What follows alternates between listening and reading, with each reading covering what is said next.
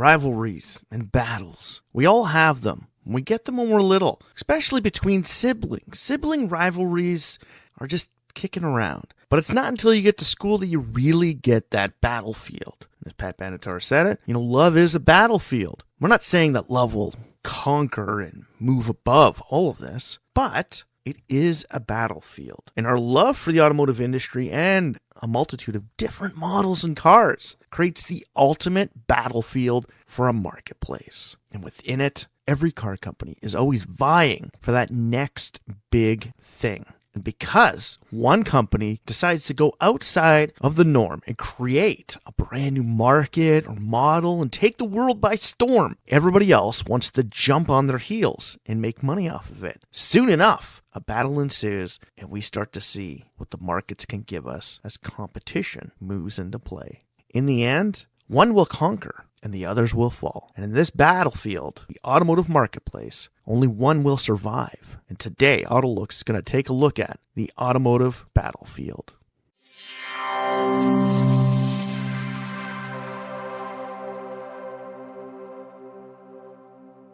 Welcome back to the AutoLooks podcast. I'm your host, as always, the doctor to the automotive industry, Mr. Everett J, coming to you from our host website at AutoLooks.net. If you haven't been there, stop by, check it out, read some of the reviews, check out some of the ratings, go to the Corporate Links website page. Big or small, we have them all. Car companies from around the globe, all available in one centralized location. That is AutoLooks.net. The AutoLooks podcast is brought to you by Ecom Entertainment Group and distributed by Podbeam.com. If you'd like to get in touch with us, send us an email over at email@AutoLooks.net. So like I said in the beginning, the automotive battlefield. There's always a battle within the automotive marketplace, whether it be between companies or products. There's always a battle going on. And this dates back to the very beginning of the automotive industry. And we're going all the way back. Now you have to remember, Mercedes essentially created the automotive world as we know it with the internal combustion engine put together by Heinrich Daimler and Gerald D. Benz. Their flywheel and piston-driven motors together created the internal combustion engine as we know it today. Although in this battlefield, only one of them triumphed. Mercedes is still kicking around. Yeah, Daimler, you could fight with me, is still actually kicking around. You can still see their products. Hell, they're still used by the British monarchs. But in all reality, out of these two, Mercedes takes the win for winning the battle of the original automotive markets. Sure, they don't own the markets today, and they're not the biggest automotive car company in the world, but they won the day at the very beginning to become the first major automotive corporation around. Well, fast forward into the teen years, and Henry Ford decided to try and bring cars to the masses. He was a visionary. He saw that the automobile could be something to take hold of the entire world. And when he first left his house, just outside of high school, he walked into town. Only a few miles, and it took him forever. By the time he came home, he drove, and it only took mere minutes. He managed to change the world. And with that, he built this massive corporation, built the automotive industry and the world as we know it on wheels. So, naturally, with that going on, there's always somebody who wants a piece of the pie. Ford couldn't hold on to this entire market by itself forever. You knew somebody was going to jump into bed with this. Louis Chevrolet tried to do it with the Chevrolet products. Fortunately, he wasn't all the world's greatest and eventually succumbed to William C. Durant buying him out, along with others like Buick, Oldsmobile, and Cadillac. Funny thing about Cadillac is Cadillac was actually created by Henry Ford when he was outed from Ford Motor Company. Now, how he got it back is actually one of the most ingenious ways ever. So Henry Ford has a major battle. At the very beginning, he didn't have the capital to try and create his car company, so he naturally had to go to the banks and get loans. In this sense, the banks owned him, so they can call the shots. Well, he didn't like that because he wanted to grow and innovate. He wanted to build his empire, and the banks were holding him back. So not too long into the original creation of the Ford Motor Company, they outed him. The Model T was going like crazy. Everybody was buying cars. Well, Mr. Henry Ford had another idea. He decided to fight back and launch his own battle against them. He created his own new car company, the Henry Ford Motor Company. And along with his son Edsel, they hit the stock market. Well, they drummed up tons of interest for their new automotive venture. And with it, his board members started selling off their shares in Ford Motor Company. At the backside, Henry was taking that money and buying his way back into his own company. The second he achieved controlling stake in the Ford Motor Company, he kicked the rest of the board out and took over his empire once again. The battle ensued, and Henry won the day. But this battle was not over. Like I said, William C. Durant was slowly building his own empire. Now, he did have his own car company, the Durant Motor Company, which really didn't take off, but it gave him the buying power to slowly move into bed with companies like Chevrolet, Buick, Oldsmobile, Cadillac, Marquis, LaSalle, and slowly build an empire. He saw that the automotive marketplace wasn't just a one-phase product. He saw a growing demand from a multitude of different parts of the marketplace. Henry Ford was going after everyone who can purchase a vehicle. He was building cars at the bare minimum for entry-level products. Well, that's all good and dandy. You set the world on fire and essentially put us all on wheels. But Durant wanted to own every other marketplace further up the chain. See, Mercedes was still sitting at the top end of the luxury automotive marketplace. They were the top tier, like Rolls-Royce and Bentley. There was Duesenbergs. Well, Durant wanted to be there too. And by buying out all kinds of different car companies within the marketplace, he started setting his own price points to make cars only go to a specific end, and then the next models would take in at the next price point. This is all outlined in our podcast, The Divisions of the Big Three, where we actually talk about the multitude of different automotive divisions that the Big Three have owned over their long lifespans. But his battle eventually pushed Henry Ford to make the Mercury division and the Lincoln division, because he needed to fight General Motors and its multitude of different divisions hitting every single market. Unfortunately, they were a little too late to the game, and General Motors won the day. By the 1940s, GM was the top of the automotive food chain in the American marketplace. And for a long time, they owned over 50% of the American automotive market, with companies like American Motors, Chrysler Corporation, and Ford Motor Company fighting for that other remaining 50%. Well, the battle would ensue, and for the other companies to try and get in, they would have to fight them on a level playing field with products. They would have to get in there before General Motors even thought of it. Well, 1964, Ford decided to do that. By utilizing their Falcon platform, they wanted to create a sports car for the masses. Knowing about the baby boomers and the fact that this was the biggest group of young adults going through a generational gap. Like, it's literally this giant blip going through a snake. It's huge bulge. There's tons of kids. Ford saw this before it started taking shape. Now, in the same year, General Motors was working on putting a big block motor in a standard product with the GTO, created by none other than John Zachary DeLorean. Now, that big burly power plant in that vehicle would showcase raw power to the masses.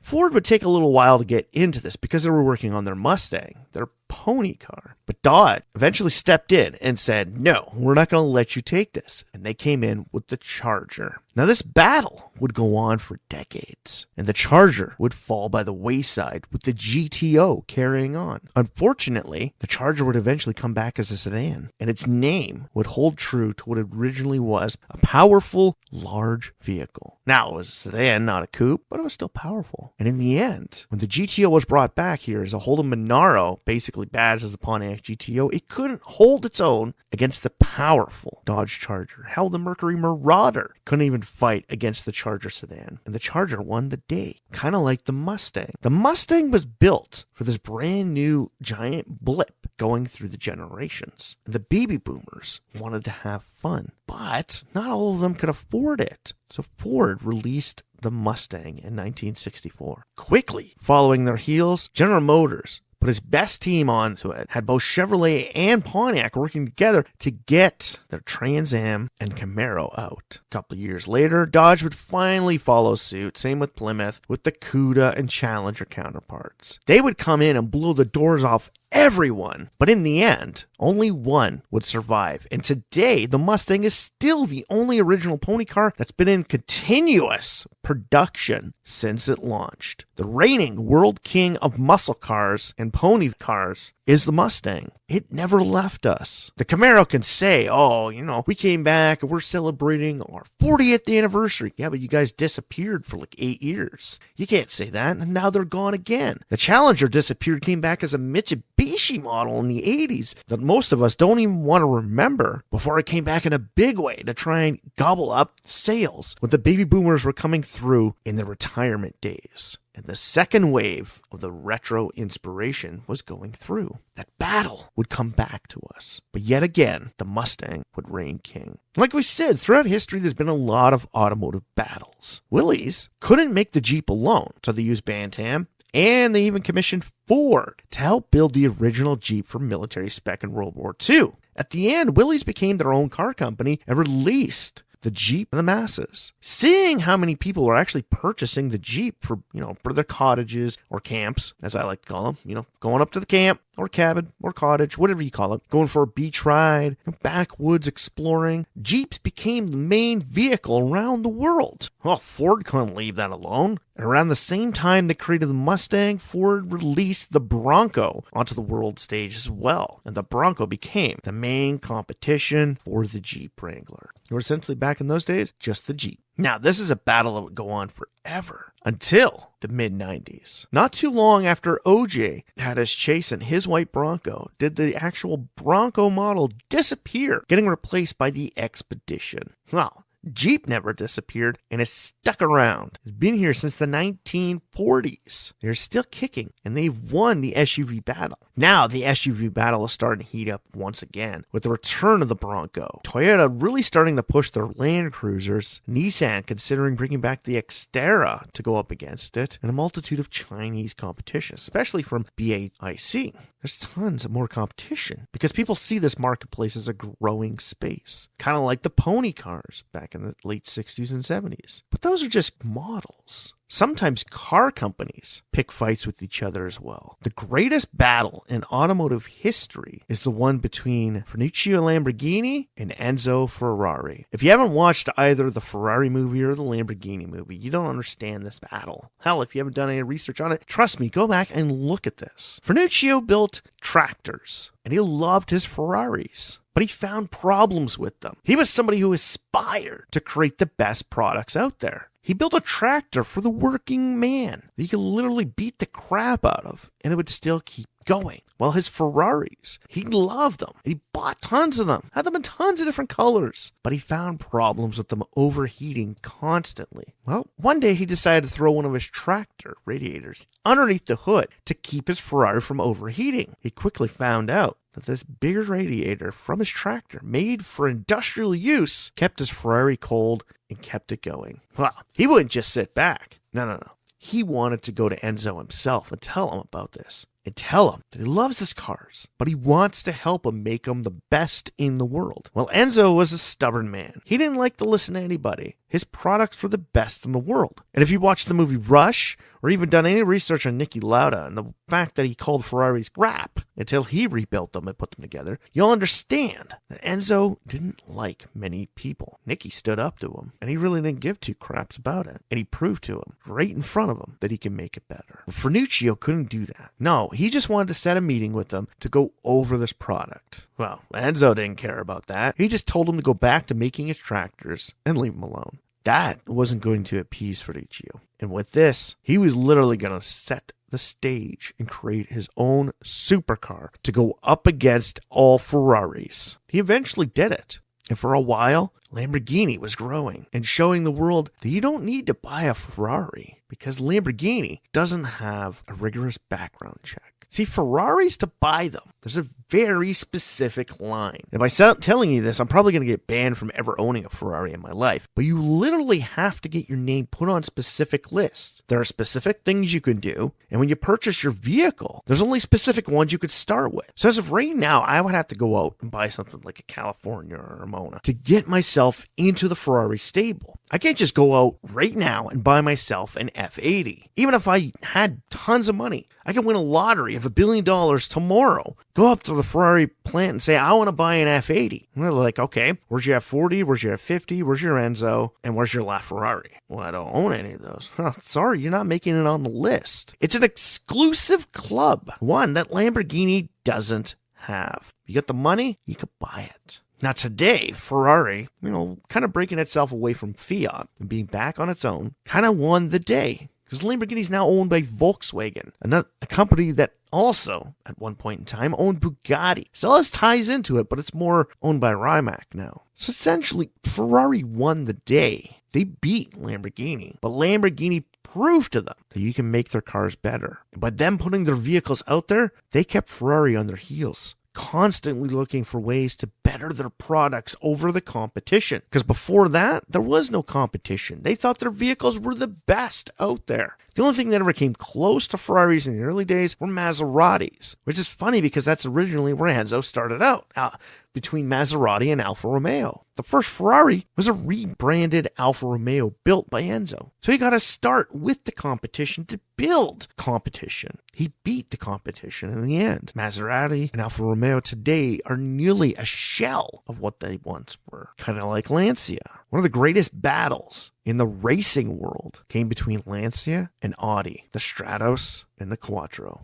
Lancia had built something that was amazing looking wedge design of the Stratos, put rallying on a world scale. And then Lancia eventually came back with the Delta. But Audi had other plans with its Quattro. Put a four-wheel drive system from a truck underneath a car and go flying through the backcountry. Well, Audi would win that day eventually, but also get taken down a notch when Mitsubishi and Subaru got into bed. Today, I guess you could say Hyundai and Toyota are winning the battle of the WRC world, with Subaru, Mitsubishi, Audi, and even Lancia all but gone. Lancia is now coming back with the new Ypsilon, but it's still going to take some time to grow themselves. In the end, WRC world, no one has really won the day in that portion of the automotive world. They may win for a short amount of time, but they don't overtake. Not like the battle of the full-size trucks. Honda essentially was one of the first Japanese companies to create a pickup truck for the American marketplace. Now we get it. Toyota had the Tacoma, the T100, and Nissan had the Frontiers, Mazda even had the B series way back in the day, and Mitsubishi, well, they shared stuff with Ram. But Honda, when they created the Ridgeline, gave us something a little bit more different. A crossover utility vehicle. A vehicle that hadn't been seen since the El Camino. And we all know that's one of the greatest battles, where the Ford Ranchero set the stage and created the market for the original crossover utility trucks. In the end, the El Camino won the day as the longest living one, outliving the Ranchero and the very short-lived Rampage. Yeah, but with the Honda crossover utility truck, that market was a growing market around the world, but in North America, people weren't really looking at it. It really wasn't until Ford and Hyundai started jumping into bed and creating the Santa Cruz and the Maverick that people started to see the Ridgeline as the king of crossover utility trucks. Sure, it looked more girly on the front, but so what? It was here, and it was here first. Only on a second design generation, the Ridgeline is still kicking it and still holding its own against the new competition. Now with Dodge and Chevrolet even thinking of getting into this marketplace, the crossover utility truck market in North America is about to become more crowded. And who's going to win the day? That's actually a future that we can't see just yet. But getting back to our trucks, the full-size truck market. We all know the F-150 always fights to try and take down both GM and Chevrolet and the Ram products for full-size truck supremacy. Beats it for sales all the time. The release of the Lightning sold more than its General Motors counterparts as well. And Dodge never even released their electric pickup truck. But you have to remember, if you're going with just standard 1500 pickup trucks, Toyota and Nissan also had their own. Toyota is in the third generation. Nissan is essentially on its second. Both released right around the same time. Toyota and Nissan are the biggest rivals in the Japanese marketplace. Honda's big and knows what they're doing, but they stay in the markets that they're comfortable with. Mitsubishi is all over the place. It's got its highs, it's got its lows. Right now, it's sitting at a low where it can only go up, or it could fizzle out. Mazda is trying to claw its way into a premium marketplace. Suzuki is just happy with its small car mentality, kind of like Daihatsu. And Isuzu, well, they're in the trucks. But Nissan and Toyota want to be the only full lineup products from the Japanese marketplace. And in North America, trucks are king. Well, Toyota stated they're going to bring out the Tundra. Nissan stated they're going to bring out the Titan. And not just with that, Toyota decided to bring out the Sequoia, where Nissan brought out the Pathfinder Armada. They both fought. And even with Lexus and Infiniti counterparts, it was back and forth between this. Now today, Toyota reigns supreme in the full-size Japanese marketplace, where Nissan has scaled itself back. The Titan isn't the world's biggest truck. They know it. And now with major financial problems within the corporation, they got to pull back from specific markets, pull out of other ones altogether. But Toyota built its Tacoma mentality into a full-size pickup truck. When they started with their full-size pickup truck, it wasn't even a full size. It was more like a 3/4 ton. It wasn't all there.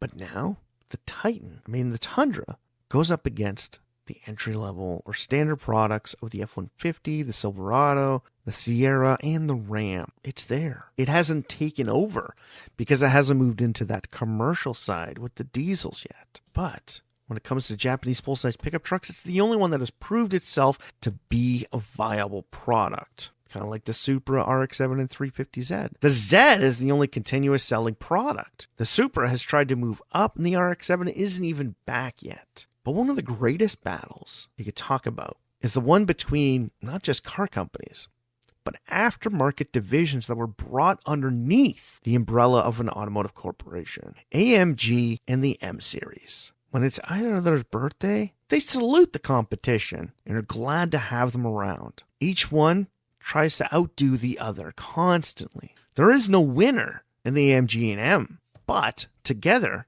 they keep the RS version of Audis, or even the V of Cadillac, or Blackwing as it is now, in the back stable. How Toyota can't even win the day in the aftermarket luxury industry with TRD or even GR. AMG and M reign supreme in the aftermarket luxury world, and they hold on to that. Kind of like the RT nameplate has beaten out SVT and the SS, because the SS has moved into a more standard table for products. One step up from the RS. Chevrolet really doesn't promote it, but on RT, you got a bit more. And if it's SRT, you got the top. See, all over the automotive universe, there's tons and tons of battles. Minivans have had them, wagons have had them, coupes, sports cars, supercars, hypercars. Every single market has had these automotive battles where there's essentially two products or two companies. They're at the top, constantly fighting back and forth. Sometimes there's a winner, sometimes they just learn to coincide with each other. Like the Mustang took over for the pony cars, but AMG and M work together. Well, not essentially together, but essentially work together in their marketplaces. They're there. They exist. But to create a battle, to set the stage for a new one, you have to think outside the box. Chrysler was doing this around the turn of the century, when they started releasing products like bringing back the 300 nameplate, giving us the Prowler, and giving us one last retro inspiration, the PT Cruiser, a car that everybody loves to hate. Well, Chevrolet couldn't let Chrysler own this full retro market, where they failed with the SSR. They were going to try and succeed with the HHR. Now, worst possible name you can have for a vehicle, and in the end, the PT would win the day. The HHR would actually last but a year longer than the PT Cruiser in the marketplace, but it wouldn't win the day, because in today's mentality, people only remember the PT Cruiser, just like everybody still remembers the Plymouth Prowler. And we remember it as a Plymouth product, not a Chrysler product. And if we think back to sports cars in the 1990s, everybody remembers 240SXs, all thanks to drifting. You can go back and you can remember the MR2s. But do you remember the 200SX? No. One company will come out ahead, and everybody always tries to create a new part of the marketplace. Essentially, when you create a winner, everybody wants in. And in the automotive world, is not like the drug world. So when you create a new drug, you have a leniency. You have a few years where you're the only one who owns the entire marketplace. That's the reason why it took so long for you to get competition for Viagra. Because Viagra comes out and they hold it because these companies need to make all of this money back. So they hold off the competition and don't allow anyone else in. This is done by patent offices. But when that expires, the floodgates are opened and everybody gets in. In the automotive world, the only thing that holds them back is if a vehicle comes out, takes the world by storm, And nobody had any intel while the project was going on, kind of like the Mustang and the Caravan. The first products can get out, take hold of the entire marketplace, and as long as they change just as the competition comes in to maintain their leadership role, they can hold on to their market and win the battle before it even starts. The Caravan in Town & Country proved that. Because I remember when I was a kid going to places like Six Flags and seeing everyone coming in and all the minivans and all the different variations. Nissan Quest, a Mercury Villager, a Ford Windstar, Toyota Sienna, Honda Odyssey, Mazda MPVs. Everyone had a minivan. Hell, even Hyundai and Kia had them. But in the end, we only remember the Caravan. It came in, it took the marketplace, and it held it. And if you can manage to do that, you can win the day. In the automotive battlefield, that is the greatest achievement in being the car that lives through it. The Ranchero created its marketplace, but the El Camino won the battle. It's not always who gets there first. It's who makes their marketplace more memorable to who can win this automotive battle. Ferrari, with its exclusive list, have managed to keep money coming in at a steady stream. Lamborghini building for anybody would go through highs and lows. And with that, mismanagement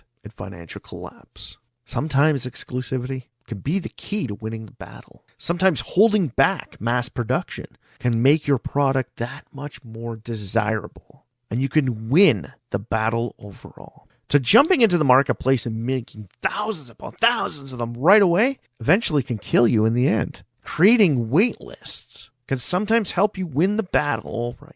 Now, if it's an entry-level product, don't even think of trying to do that because people at that price point, aren't going to wait 2 years for a cheap economy car to come to their driveway. No, they're looking now. But somebody that's spending millions is willing to wait. So the battle is literally fought on the backside. In the end, the automotive battles of the world have kind of shaped the automotive marketplace, giving us some great products and some great stories. Like we said, Ferruccio and Enzo, the Mustang and the Camaro, Ford and GM, AMG and the M brand, Nissan and Toyota. They've all created so many great battles in the automotive marketplace. And the greatest thing about these, it becomes a part of automotive history because even the battles are something that we'll remember. So if you like this podcast, please like, share, or comment about it on any major social feeds or streaming sites that you found the AutoLooks podcast on. Like us, share us, follow us. Yes, click the button at the bottom and follow us for more information. We got over 200 episodes behind us. We're slowly closing in on the 300th episode for the AutoLooks podcast with new stuff on the way. The AutoLooks podcast is brought to you by Ecom Entertainment Group and distributed by Podbeam.com. If you'd like to get in touch with us, send us an email over at email@autolooks.net. After you've clicked the like, after you've subscribed, done all that stuff, stop by the website, read some of the reviews, check out some of the ratings, go to the Corporate Links website page. Like we said, big or small, we have them all, car companies from around the globe, all available on one distinct website. That is the AutoLooks.net website. So like we said, if you like this, share it with your friends, send it out, click the subscribe, and follow us. Because after that, there's nothing much more. And for myself, Everett J., the whole team at the Ecom Entertainment Group and Podbeam.com, strap yourself in for this one fun, wild ride that the automotive battlefield is going to take us on.